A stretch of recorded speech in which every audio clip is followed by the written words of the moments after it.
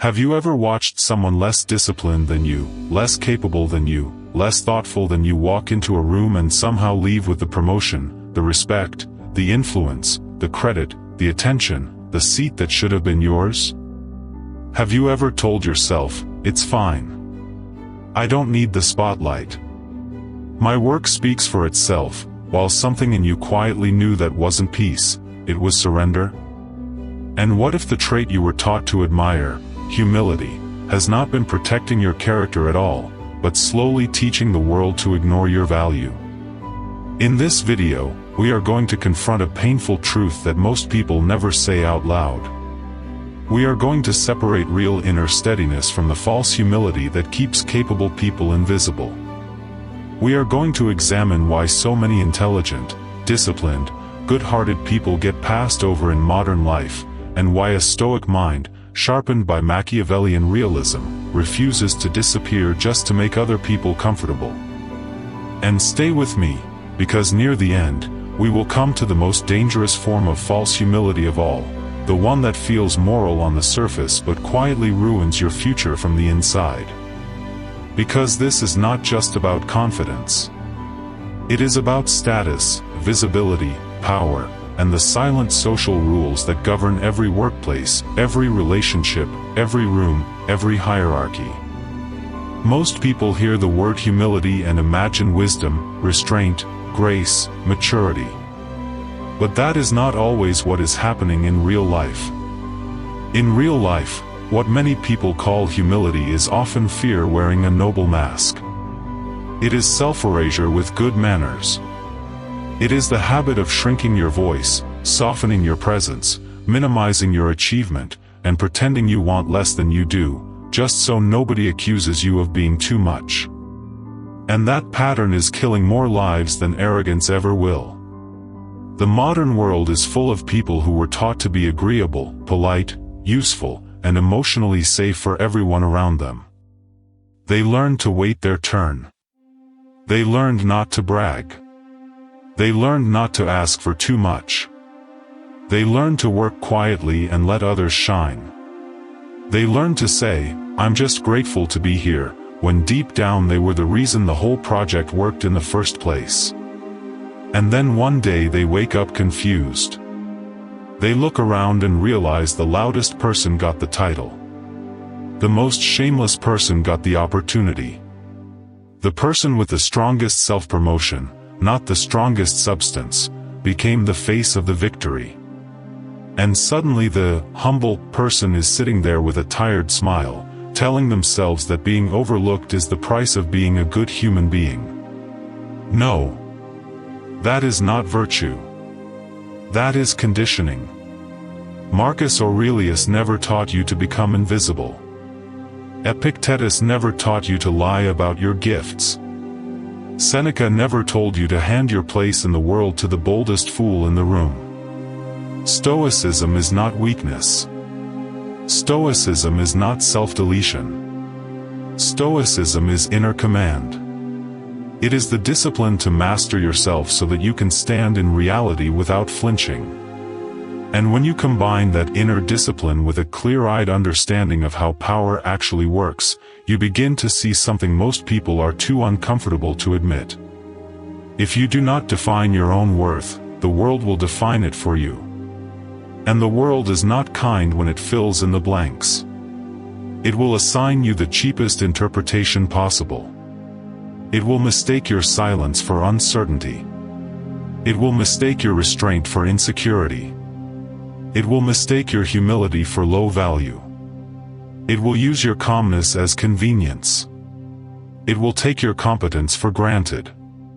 It will place louder, weaker, more theatrical people in front of you, not because they are better, but because they understood one brutal law before you did. What is not claimed is taken. That is why this conversation matters so much right now. Because many good people are not losing because they lack talent. They are losing because they were trained to hide their force. They were taught that if they stayed pure, the world would reward them. But the world of status does not reward hidden excellence. It rewards visible certainty. It rewards the person who can attach a face, a voice, a name, a presence to value. In a noisy world, unseen merit sinks. And maybe you already know this pain. Maybe you have sat in meetings where you had the clearest idea in the room, but you waited for the perfect opening, trying not to interrupt, trying not to dominate, trying not to sound arrogant. Then someone else jumped in, delivered your idea with half the nuance and twice the volume, and the room treated them like a visionary. Maybe you have stayed late fixing a broken system, solving a crisis, carrying a team, cleaning up other people's mistakes, only to hear the final success described as a group effort by the very people who did the least.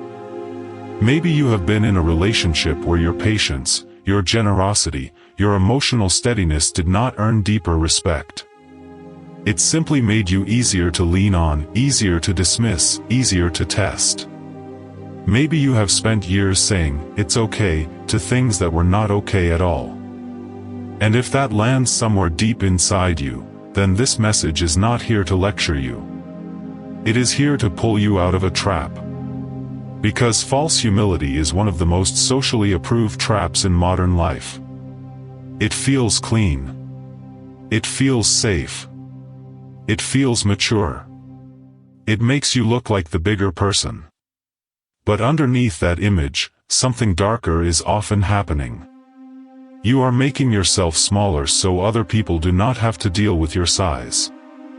You are lowering your signal so weaker people can feel louder. You are diluting your wins before anyone can accuse you of ambition. You are treating your gifts like contraband. You are entering rooms already apologizing for existing in them. That is not peace. That is fear of visibility. And Machiavelli would have recognized it immediately. He understood something most modern people still resist. Public life is not governed by innocence. It is governed by perception, leverage, position, timing, and force. Not force in the childish sense of aggression for its own sake, but force in the sense of unmistakable presence. The kind of presence that changes a room when it enters. The kind of presence that makes people calculate differently. The kind of presence that makes your value expensive to ignore. The tragedy is that many deeply capable people never build that presence because they are addicted to being seen as good. They would rather be praised for modesty than respected for strength. They would rather lose honestly than win unapologetically. They would rather protect their moral image than claim the territory their work already earned. And so their lives become haunted by quiet resentment. You can see it in the professional who smiles through every interruption, then goes home exhausted and bitter. You can see it in the parent who gives everything, asks for nothing, and slowly becomes invisible in their own household. You can see it in the man who keeps saying, "I don't need recognition," while his body grows more tense every year because some part of him knows that is not true. You can see it in the woman who carries a team on her back but keeps using soft language around her own contributions so nobody feels threatened. You can see it in the talented person who keeps saying, "I got lucky," because saying, "I earned this," feels too dangerous. This is how false humility rots a life. Not all at once. Quietly. Elegantly. Respectably. It does not usually destroy you through one dramatic collapse. It destroys you through chronic underclaiming. Through daily acts of self-reduction. Through the repetition of one subtle message to the world, "You can overlook me, and I will help you do it." That is why the first truth we have to name is this.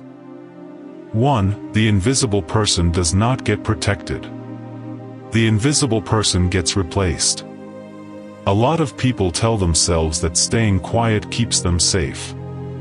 They think if they do not stand out, they will avoid envy, criticism, politics, conflict. They think it is smarter to stay low, stay polite, stay useful, stay humble. But modern life does not work that way. In most environments, especially competitive ones, invisibility does not protect value. It erases it. If nobody can feel your presence, they will not preserve your position.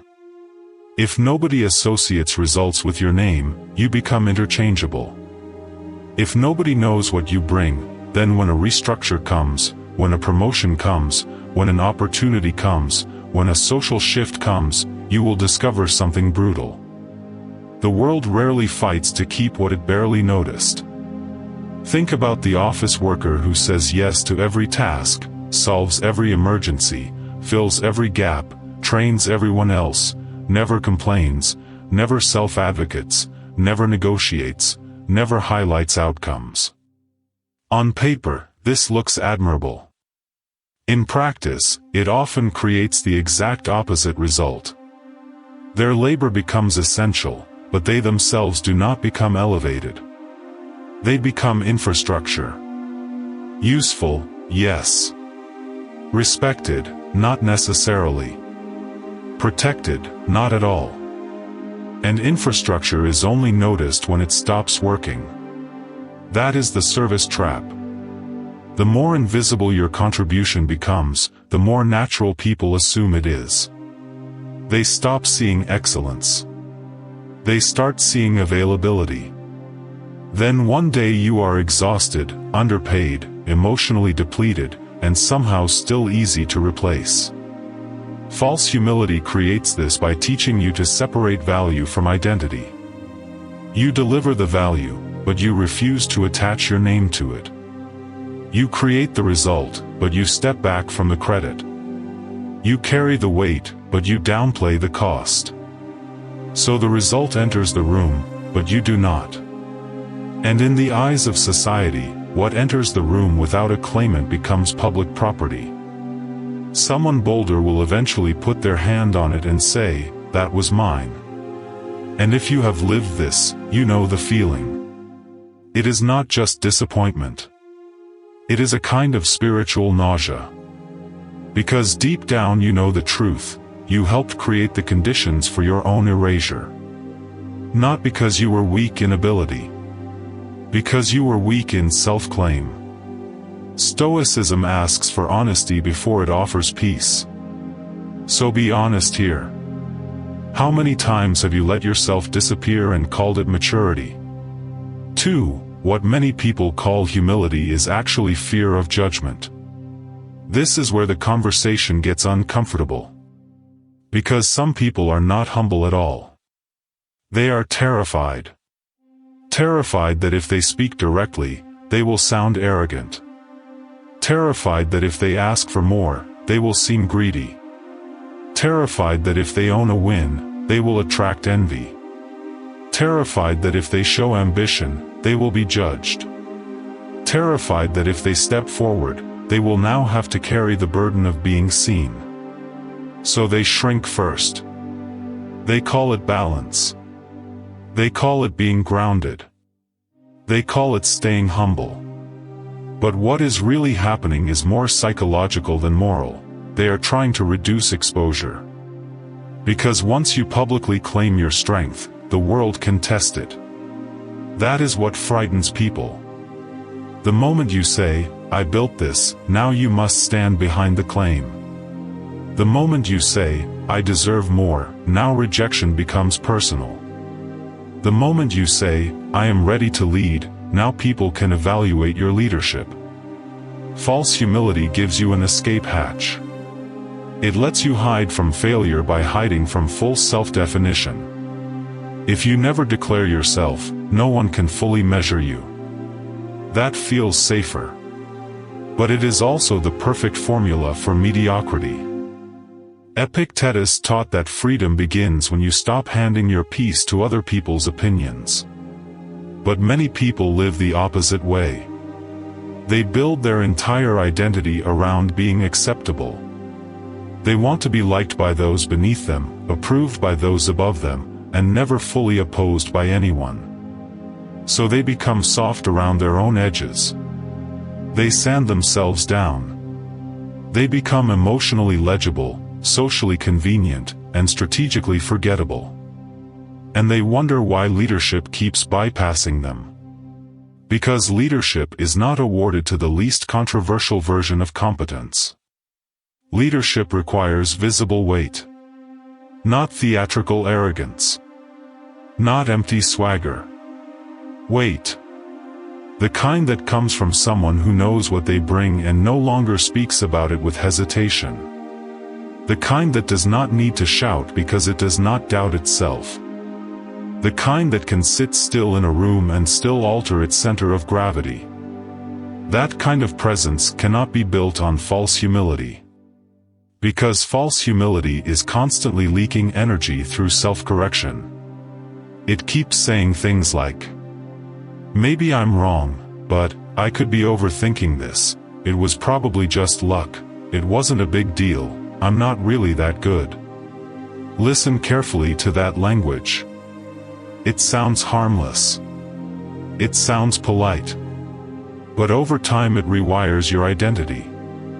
It teaches your nervous system to distrust your own signal. Then other people feel that uncertainty and mirror it back to you. The room almost always follows the energy you bring into it. If you present yourself like a footnote, do not be shocked when people read over you. 3. Society often praises your humility because your humility makes you easier to control. This is the Machiavellian layer most people do not want to touch. Not everyone who tells you to stay humble is protecting your character. Some are protecting their comfort. Some are protecting their superiority. Some are protecting a hierarchy that benefits from your silence. A highly capable person who does not assert themselves is the ideal asset in almost any system. They work hard. They think deeply. They solve problems. They do not take up too much space. They do not fight for credit. They hesitate to ask for more. They remain loyal even when undervalued. From the perspective of a mediocre leader, that is not a threat. That is a gift. So of course society wraps this pattern in virtue. Of course it says, "Be humble." Of course it praises the one who carries the load quietly while others enjoy the status. Because a person who does not know how to display force can be used without much resistance. This happens in offices, friendships, families, communities, even spiritual spaces. The most capable sibling becomes the reliable one and is given the emotional labor no one else wants. The most responsible employee becomes the one who can handle it, which really means they are handed more pressure with less recognition. The most emotionally mature partner becomes the one expected to absorb every mood, every inconsistency, every slight, because they are strong enough. Notice the pattern. Your strength becomes other people's excuse. And if you never push back, they begin to treat access to you like a natural resource. Seneca warned against becoming a slave to the demands of the crowd. But modern people do this every day while calling it kindness. They let everybody drink from their discipline, their patience, their intelligence, their emotional control, then wonder why they feel so drained and unseen. The answer is simple, even if it stings. You trained people to admire your usefulness more than your authority. And usefulness without authority always turns into exploitation. That is why some of the most humble people are quietly furious. Because beneath the surface, they sense the bargain they made. They gave the world their labor in exchange for moral approval. They gave their strength in exchange for being liked. They gave their gifts in exchange for being seen as noble. But nobility without boundaries becomes self-betrayal. And self-betrayal always collects interest. For every time you minimize a real win, you weaken your own future. Let's make this practical. What do you do when you actually succeed? When you land the deal? When you solve the crisis? When you save the account? When you deliver the strategy? When you transform your health? When you carry a broken team across the finish line. When you finally create something excellent. What do you say? Do you say, "Thank you. I worked hard for that"? Or do you rush to make the moment smaller? Do you talk about luck, timing, support, coincidence, anything except your own competence? This matters more than most people realize. Because the way you narrate your victories becomes the blueprint people use to assign value to you. If you treat your own success like an accident, other people will too. If you talk about your contribution like it was nothing, people will remember it as nothing. If you erase yourself from your own story, your future leverage disappears with you. In any hierarchy, credit is not vanity. It is currency. Credit buys authority. Credit buys trust. Credit buys negotiation power. Credit buys room to move. Credit buys margin. Credit buys options.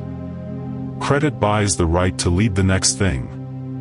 So when you constantly give it away under the banner of humility, you are not being selfless. You are starving your own future. Imagine two people inside the same company. One does excellent work but constantly softens their role. It was a team effort. I just helped. Anyone could have done it. I got lucky.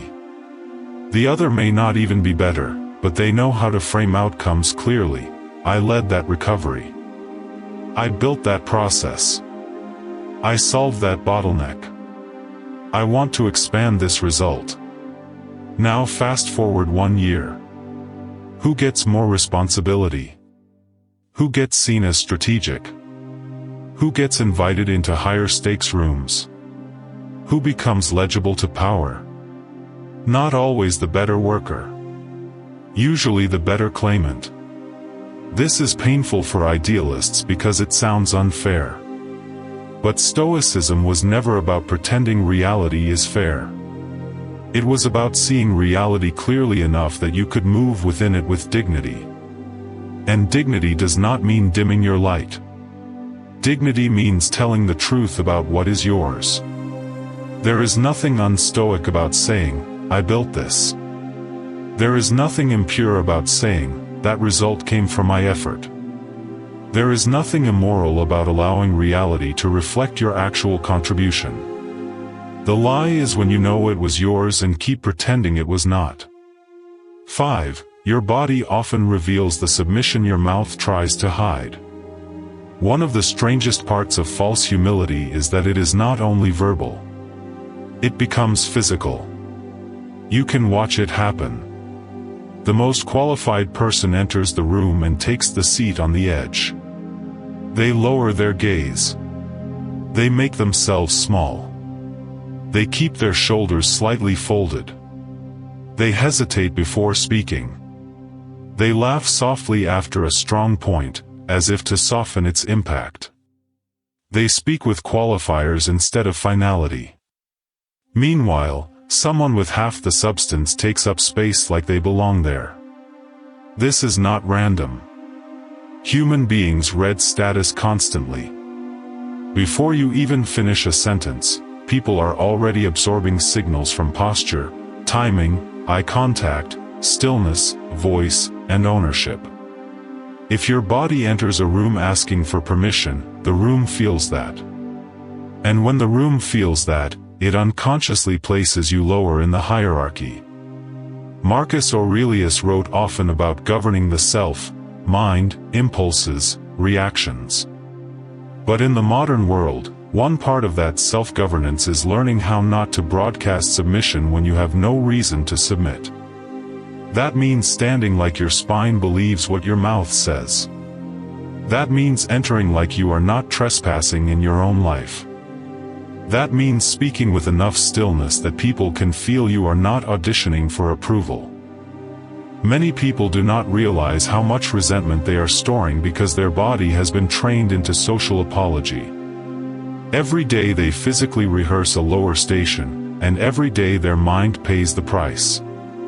They leave conversations thinking, why didn't I say that more directly? They leave meetings feeling vaguely humiliated. They replay moments in the car, in the shower, late at night, imagining how they should have answered. This is not just about communication. It is about self-respect. When you repeatedly betray your own natural force to keep a room comfortable, your nervous system notices. It may not have the language for it, but it feels the fracture. That fracture becomes tension, then resentment, then exhaustion, then cynicism. You start saying you are just tired. But often, you are not tired. You are over-adapted. 6. The cost of being underestimated is not only external. It becomes internal poison. At first, false humility looks like a social strategy. Later, it becomes an emotional disease. Because unexpressed power does not disappear. It turns inward. The words you do not say do not vanish. They settle in the body. The standards you do not enforce do not vanish. They become self-contempt. The credit you do not claim does not vanish. It becomes bitterness. The disrespect you tolerate does not vanish. It becomes silent rage. This is why so many outwardly nice people are inwardly exhausted. They are carrying an entire cemetery of unlived responses. Their external identity says, "I'm easygoing." Their internal life says, "I am suffocating." And that split cannot continue forever. Eventually it leaks out. Sometimes as sarcasm. Sometimes as withdrawal. Sometimes as low-grade depression. Sometimes as burnout. Sometimes as random flashes of anger that seem disproportionate until you realize they are not about one moment at all, they are about 100 small betrayals accumulated over years. Stoicism is often misunderstood as emotional suppression. But real stoicism does not ask you to bury truth. It asks you to master your response in alignment with truth. There is a difference. If you are constantly swallowing what should be spoken, constantly tolerating what should be corrected, constantly erasing what should be acknowledged, that is not stoicism. That is self-abandonment wearing a philosophical costume. No wonder so many people feel numb. No wonder they lose their spark. No wonder they start envying people they claim not to respect. A person who is not allowed to fully exist in public will eventually begin disappearing in private too.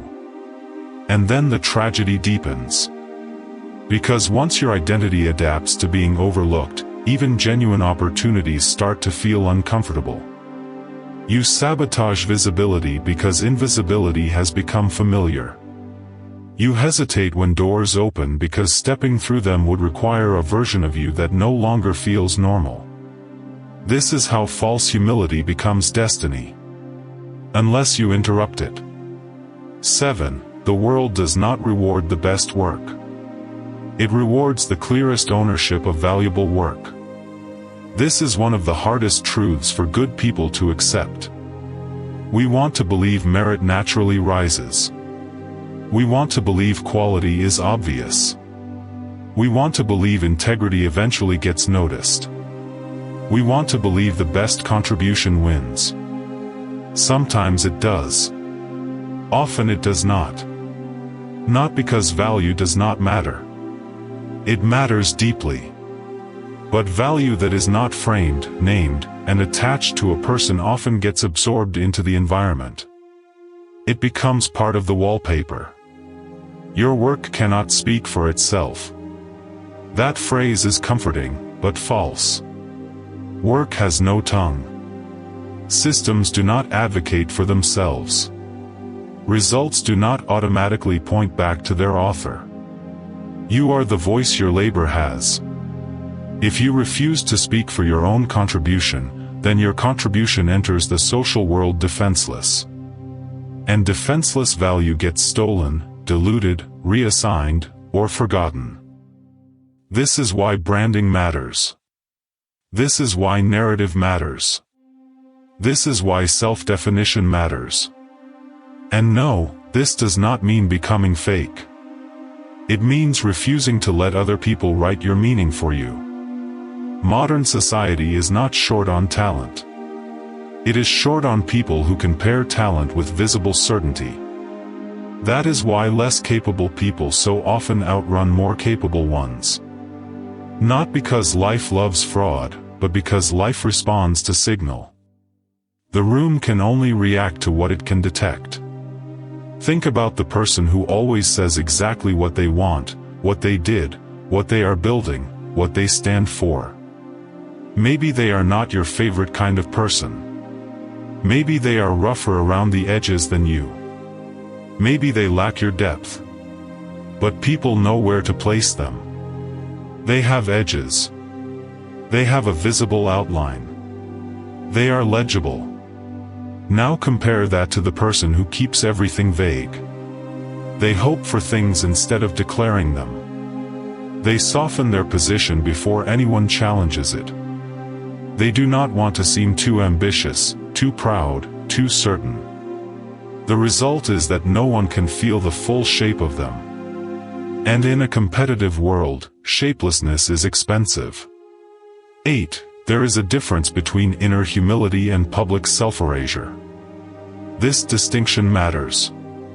Because the answer is not to become loud, shallow, narcissistic, or theatrical. The answer is not to confuse ego with strength. The answer is not to turn yourself into a caricature of dominance. Stoic strength is different. A Stoic can remain inwardly humble in the deepest sense, aware of mortality, aware of limits, aware that fortune shifts, aware that all status is temporary, and still refuse to behave like a minor character in public life. That is the correction many people need. You do not need to become obsessed with applause. You do not need to boast. You do not need to perform superiority. You do not need to humiliate others to stand taller. But you do need to stop lying. If you are skilled, do not pretend you are not. If you carried the weight, do not pretend everyone carried it equally.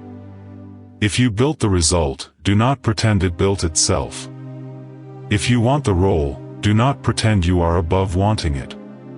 If you are ready to lead, do not hide behind politeness to avoid the burden of being visible. Inner humility says, I am not a god. False humility says, I must act small so lesser people feel safe. Those are not the same. The first one keeps you grounded in truth. The second one keeps you chained to irrelevance. A mature person can hold both things at once. I am not entitled to worship, and I will not apologize for my value. That is a far stronger identity than either arrogance or erasure. 9. You do not become powerful by waiting to be crowned. You become powerful by behaving like your value is already real. Many people are secretly waiting for permission. Permission from a boss. Permission from an audience.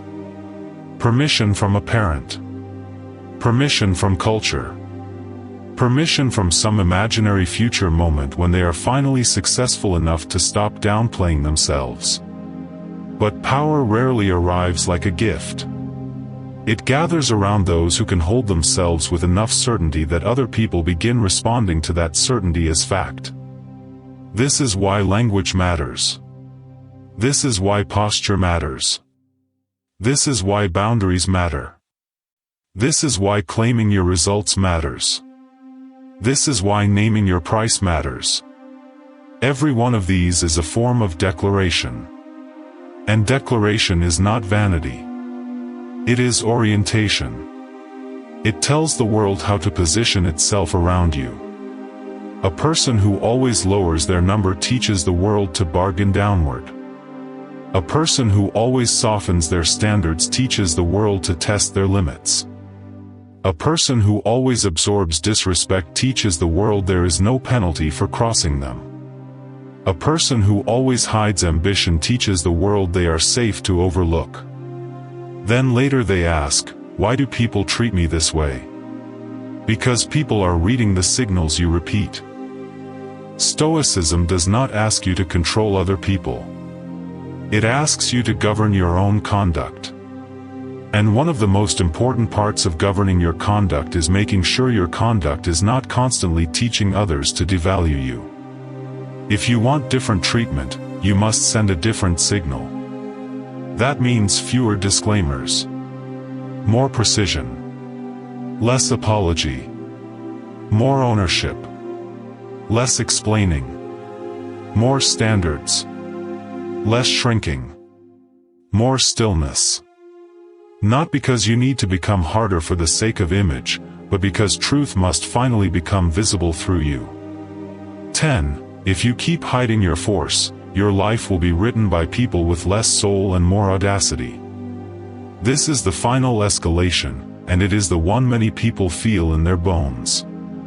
Because at some point, this is no longer just about meetings, promotions, compliments, or status games. It becomes a question of legacy. What kind of life are you going to leave behind if you keep living at half volume? What happens when years pass and the story of your life is not that you lacked intelligence, lacked discipline, lacked vision, lacked integrity, but that you kept refusing to fully step into them? That is one of the hardest regrets to face. Not, I failed. But, I stayed hidden. Not, I lacked potential. But, I made myself digestible. Not, the world was too strong for me. But, I kept handing the world my place because I thought shrinking made me good. You can already see this in every field. The people shaping culture, institutions, businesses, conversations, standards, often are not the wisest or most disciplined. They are simply the ones who were willing to project certainty, claim space, and tolerate being misunderstood. Meanwhile, more thoughtful people sit in the background criticizing the noise, resenting the fraud, privately knowing they could do better, yet never fully stepping in. That is not innocence. That is abdication. And eventually the bill comes due. You do not just lose opportunities. You lose self-trust. You lose time. You lose the internal feeling that your life belongs to you. So no, this message is not telling you to become reckless. It is not telling you to worship ego. It is not telling you to chase empty status. It is telling you to stop participating in your own disappearance. It is telling you to stop confusing smallness with goodness. It is telling you to stop donating your authority to people who have not earned the right to carry it. It is telling you to let your competence become visible. Because a capable person with no presence becomes a tool. A capable person with presence becomes a force. And a force can actually protect what matters. So what does this look like in real life? It looks like saying, thank you. I worked hard for that, when someone recognizes your result. It looks like naming your contribution in the meeting without dressing it up in self-denial. It looks like correcting disrespect in real time instead of swallowing it and replaying it later. It looks like asking for the raise, the title, the opportunity, the standard your work already justifies. It looks like speaking in full sentences instead of hiding inside qualifiers. It looks like entering rooms as if you belong there because you do. It looks like deciding that being liked is no longer enough if respect is absent. It looks like ending the habit of volunteering your brilliance to people who only wanted your labor. It looks like trading moral performance for truthful presence. And yes, some people will be uncomfortable when you change.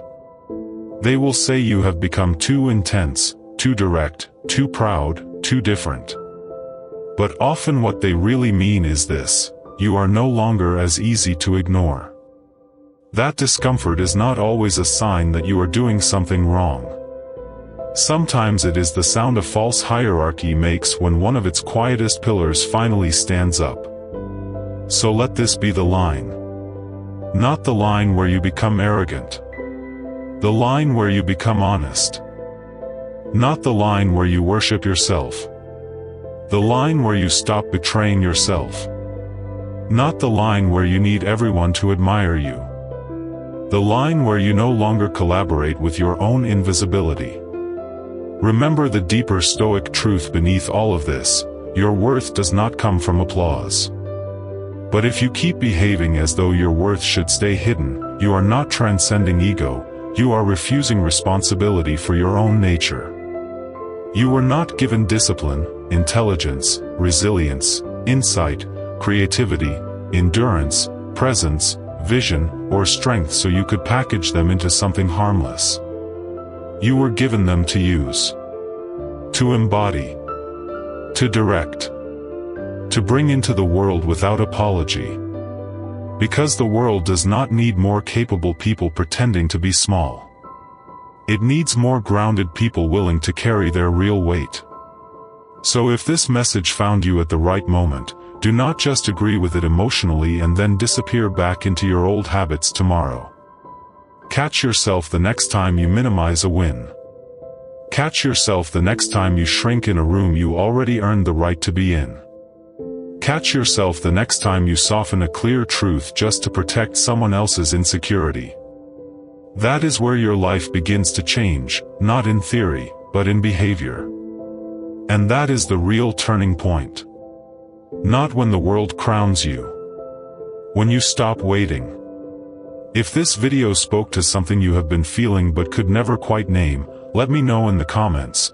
Where in your life have you been confusing humility with self-erasure?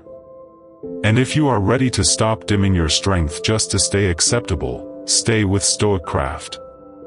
Subscribe, and walk with us into a life where discipline is quiet, presence is undeniable, and power no longer belongs only to the loudest person in the room.